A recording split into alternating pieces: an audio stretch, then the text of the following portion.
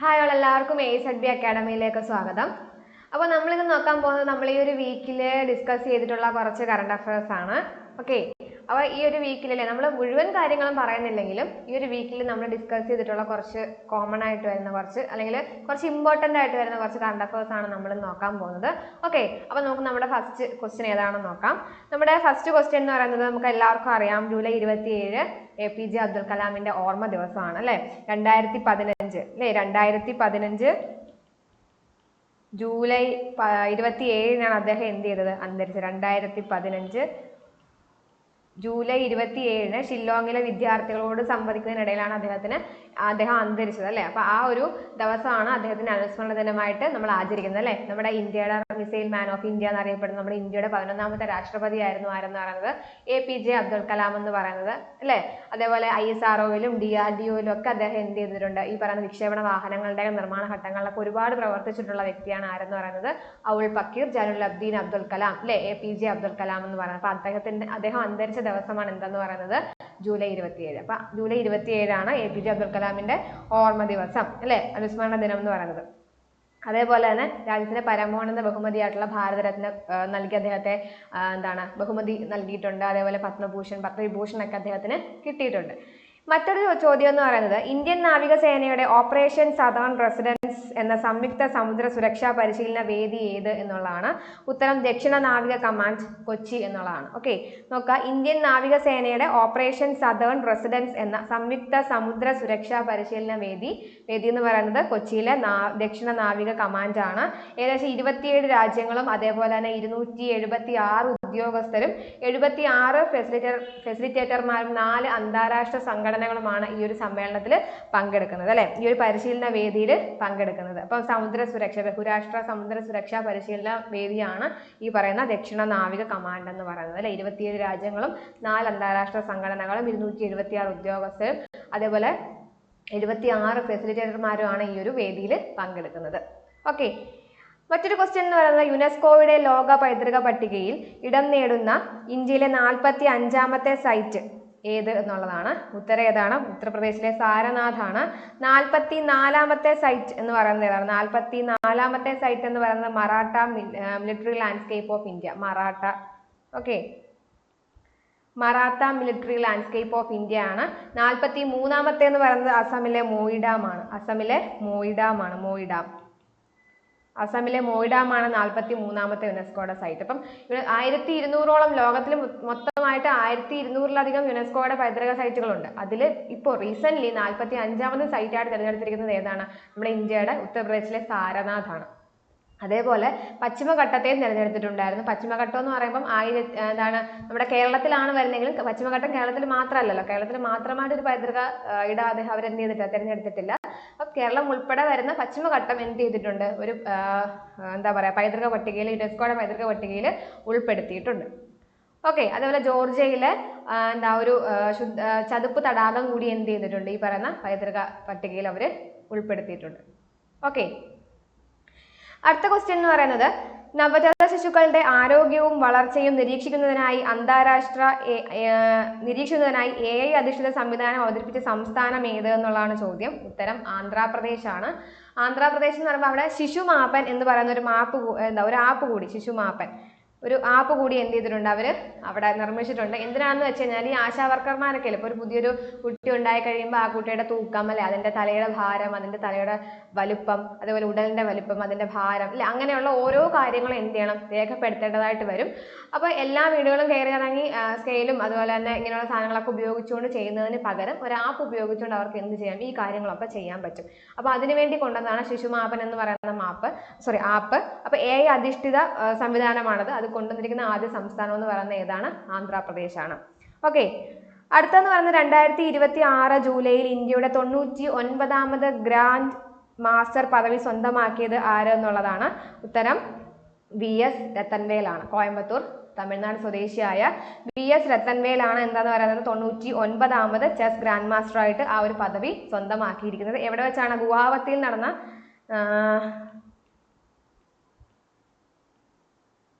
Guwahati smart city international chess ചാമ്പ്യൻഷിപ്പിലാണ് 99ാമത് ഇന്ത്യയുടെ ഗ്രാൻഡ് മാസ്റ്റർ ആയിട്ട് ആരെ തിരഞ്ഞെടുത്തത്?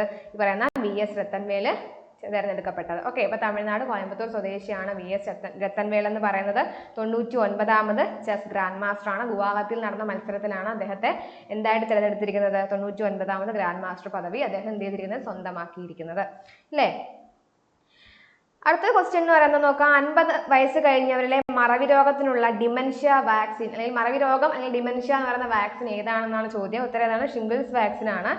അതായത് മറവി രോഗം ഉണ്ടെങ്കിൽ അപ്പോൾ ആ ഒരു രോഗത്തെ പൂർണ്ണമായിട്ടും അല്ലെങ്കിലും ആ ഒരു നമ്മൾ മറന്നു പോകുന്ന കാര്യങ്ങളുടെയൊക്കെ ആ ഒരു അളവില്ലേ അതിനെ ഒന്ന് കുറയ്ക്കാൻ നമുക്ക് എന്ത് ചെയ്യാൻ പറ്റും? ഈ ഒരു വാക്സിൻ കൊണ്ട് നമുക്ക് സഹായിക്കും. 2 ഡോസായിട്ടാണ് എന്ത് ചെയ്യുക?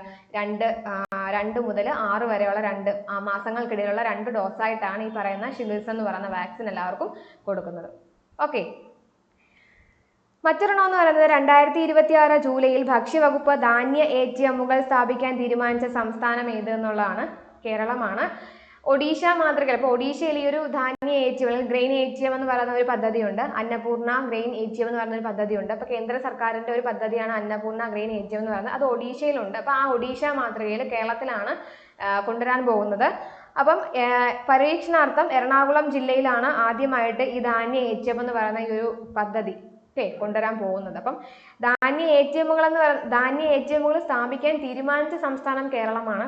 എന്തിന്റെ മാതൃകയിലാണ്? ഒഡീഷ മാതൃകയിലാണ് നമ്മളിത് ചെയ്യാൻ പോകുന്നത്. അതേപോലെ ഈ പരീക്ഷണ അടിസ്ഥാനത്തിൽ ധാന്യ ATMകൾ സ്ഥാപിക്കാൻ പോകുന്നത് കേരളത്തിലെ എറണാകുളം ജില്ലയിലാണ്. ഓക്കെ, അന്നപൂർണ പദ്ധതിയുടെ ഭാഗമായിട്ടാണ് ഇങ്ങനെ ഒരു ഇത് കൊണ്ടുവന്നിട്ടുള്ളത്. ഓക്കെ, ഒരു രാജ്യം ഒരു റേഷൻ കാർഡ് അങ്ങനെയുള്ള പദ്ധതികളുടെ ഭാഗമായിട്ടാണ് ഈ പറയുന്ന ധാന്യ ATMകൾ വന്നിട്ടുള്ളത്. ഇനിയുള്ളത് നോക്കുക, 2026 ബ്രിക്സ് ഉച്ചകോടിക്ക് ആതിഥേയത്വം വഹിക്കുന്ന രാജ്യം ഏതെങ്കിലും അധ്യക്ഷത വഹിക്കുന്ന രാജ്യം ഏത് എന്നുള്ളതാണ് ചോദ്യം. ഇന്ത്യയാണ് ഉത്തരമായിട്ട് വരുന്നത്. ബ്രിക്സ് ഉച്ചകോടി നടക്കാൻ പോകുന്നതേ ഉള്ളൂ. അതായത് സെപ്റ്റംബർ 12, 13 തീയതികളിലാണ് 2026 ബ്രിക്സ് ഉച്ചകോടി നടക്കുക. ഇന്ത്യയാണ് അതിന് ആതിഥേയത്വം വഹിക്കുന്നത്. ഓക്കെ, അപ്പം 2026 ഇന്ത്യയിൽ ന്യൂഡൽഹിയിൽ വെച്ചാണ് ഈ ഒരു ബ്രിക്സ് ഉച്ചകോടി നടക്കുന്നത്. 2026 ബ്രിക്സ് ഉച്ചകോടി ഇന്ത്യയിലെ ന്യൂഡൽഹിയിൽ വെച്ചാണ് നടക്കുന്നത്. സെപ്റ്റംബർ 12, 13 തീയതികളിലാണ് നടക്കുന്നത്. Building for resilience innovation corporation and sustainability എന്നുള്ളതാണ് 2026 ബ്രിക്സ് ഉച്ചകോടിയുടെ പ്രമേയം അല്ലെങ്കിൽ തീം എന്ന് പറയുന്നത്. ഓക്കെ, പിന്നെ ഉള്ളത് നോക്കുക, 17ാമത് ഉച്ചകോടി നമ്മുടെ എക്സാമുകൾക്കൊക്കെ വളരെ ഇമ്പോർട്ടൻ്റ് ആയിട്ട് ചോദിക്കുന്നതാണ് ബ്രിക്സ് ഉച്ചകോടി, അതിന് ആതിഥേയത്വം വഹിക്കുന്ന രാജ്യങ്ങൾ അല്ലേ. അപ്പോൾ ഇതിൽ 17ാമത് നടന്നത് എവിടെയാണ്? 17ാമത് നടന്നത് ബ്രസീലിലെ റിയോ ഡി ജനീറോയിലാണ്. വെച്ചാണ് 17ാമത് ബ്രിക്സ് ഉച്ചകോടി നടന്നത്. അപ്പം ഗ്ലോബൽ സൗത്ത് സഹകരണമായിരുന്നു അതിൻ്റെ പ്രധാന വിഷയം. 17ാമത് ഉച്ചകോടിയുടെ വിഷയം എന്ന് പറയുന്നത് 2025 എന്നാണ് ജൂലൈ 6-7 ദിവസങ്ങളിലായിരുന്നു എന്ത് നടന്നിരുന്നത്? 2025 ബ്രിക്സ് ഉച്ചകോടി അല്ലെങ്കിൽ 17ാമത് ബ്രിക്സ് ഉച്ചകോടി നടന്നത് എവിടെയാണ്? ബ്രസീലിലെ റിയോ ഡി ജനീറോയിൽ വെച്ചായിരുന്നു അല്ലേ. ഗ്ലോബൽ സൗത്ത് സഹകരണം ശക്തിപ്പെടുത്തുക എന്നുള്ളതായിരുന്നു അതിൻ്റെ പ്രധാന ലക്ഷ്യം. ഇനിയുള്ളത് 16ാമത് ബ്രിക്സ് ഉച്ചകോടി നടന്നത് റഷ്യയിലെ കസാനിലാണ് നടന്നത്. 16ാമത് ഉച്ചകോടി 2024 ഒക്ടോബർ 22, 24 തീയതികളിലാണ് 2024 16ാമത് ബ്രിക്സ് ഉച്ചകോടി നടന്നത്. ഓക്കെ, 16ാമത് ബ്രിക്സ് ഉച്ചകോടി നടന്നത് എവിടെയാണ്? റഷ്യയിലെ കസാനിലാണ്. ഓക്കെ, ഇനി വരാൻ പോകുന്നതാണ് 2027 ചൈനയാണ് നിലവിൽ ചൈനയിൽ വെച്ചാണ് 2027 ബ്രിക്സ് ഉച്ചകോടി എന്ത് ചെയ്യാൻ പോകുന്നത്? ആതിഥേയത്വം വഹിക്കാൻ ധാരണയായിട്ടുള്ളത്. ഓക്കെ, ഇനിയുള്ള അടുത്ത ചോദ്യം എന്ന് പറയുന്നത് ISSF ഷൂട്ടിംഗ് ലോകകപ്പിൽ സ്വർണം നേടിയ ഇന്ത്യൻ താരം ആര് എന്നുള്ളതാണ്. ഓക്കെ, ഇന്ത്യൻ താരം ആരാണ്? ഇഷ സിംഗ് ആണ്. ISSF ഷൂട്ടിംഗ് ലോകകപ്പിൽ സ്വർണം നേടിയ ഇന്ത്യൻ താരം ആര് എന്നുള്ളതാണ്. ഉത്തരം ഏതാണ്? ഇഷ സിംഗ് ആണ്. ഓക്കെ, അടുത്ത ക്വസ്റ്റ്യൻ, 29ാമത് ദേശീയ ഗവേണൻസ് സമ്മേളനത്തിൽ സുവർണ പുരസ്കാരം നേടിയ ഹൈക്കോടതി ഏത് എന്നുള്ളതാണ് ചോദ്യം. ഉത്തരം ഏതാണ്? കേരള ഹൈക്കോടതിയാണ്. രാജസ്ഥാനിലെ ജയ്പൂരിൽ വെച്ചായിരുന്നു ഈ ഗവേണൻസിന്റെ സമ്മേളനം നടന്നത്. രാജസ്ഥാനിലെ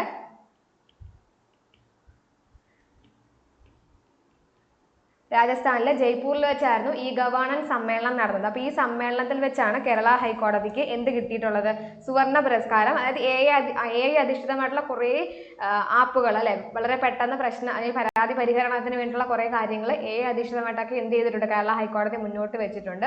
അപ്പോൾ അതിൻ്റെയൊക്കെ ഭാഗമായിട്ട് അല്ലെങ്കിൽ അതിനെയൊക്കെ മാനദണ്ഡമായിട്ട് എടുത്തുകൊണ്ടാണ് എന്ത് ചെയ്തിരിക്കുന്നത്, കേരള ഹൈക്കോടതിക്ക് ഈ ഗവേണൻസ് സമ്മേളനത്തിൽ സുവർണ്ണ പുരസ്കാരം ലഭിച്ചത്.